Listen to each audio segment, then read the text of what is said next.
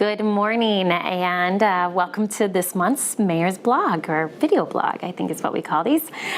So just a couple things I want to update you on and remind you of.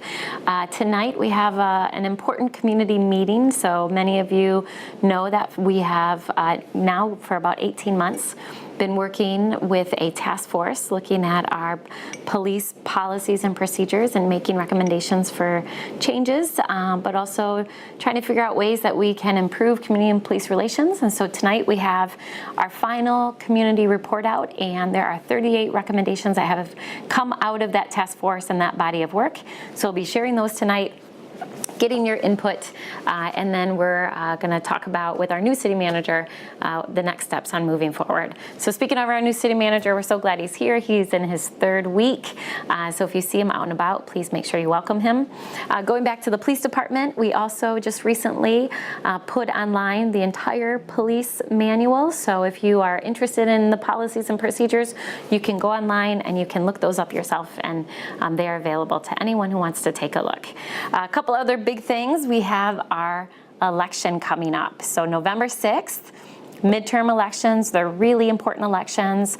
Couple things to remember when you go into the ballot box. One, it's a very long ballot. So you got to look at both sides, front side and back side. It's almost completely full. Because of some changes at the state, you can't do party ballots. So you can't just go in and mark the D for Democrat and an R. So there's no straight ticket voting. You have to go through each section and individually circle the dot, mark it up, and identify who you want to vote for.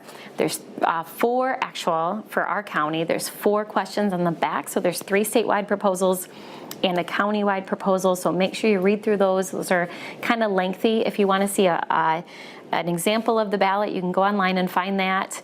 Also, our city clerk is doing a lot of work educating people. He keeps telling people know before you go, so take a few moments to take a look at the ballot. And then also, if you are an absentee voter, you can still get your absentee ballot. You can come in and vote at the city clerk counter, so that's in-person absentee voting. You can do that during the week. Our city clerk, Joel Hondorp, he's also going to be available and have the clerk's office open the Saturday before the election. So if you have any questions about the election, any at all, please call 311, and we're happy to help you kind of walk through the process. If you don't know where your precinct is, please just reach out to us.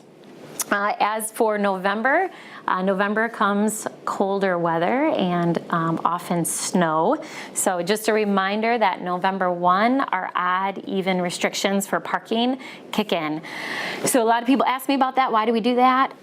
It's our way to help our snow plows and then also to make sure that your street gets cleaned. So please look at when the odd even is. Sometimes it's really confusing to people. Again, you're welcome to reach out to us if you have any questions, but please honor those restrictions so that we can make sure our snow plows can get down those streets safely and get those cleared for you as quickly as possible. And then last, just to end on, I want to give a huge shout out to the Grand Rapids City team who were honored on Monday night by disability advocates. So the city received an award called Invest in Ability, and it's for the work that they're doing to make sure that our city is accessible to everyone regardless of their ability. So I just want to say thank you to disability advocates. We really are honored to be selected this year, and we just really appreciate their partnership and all that they do in our community.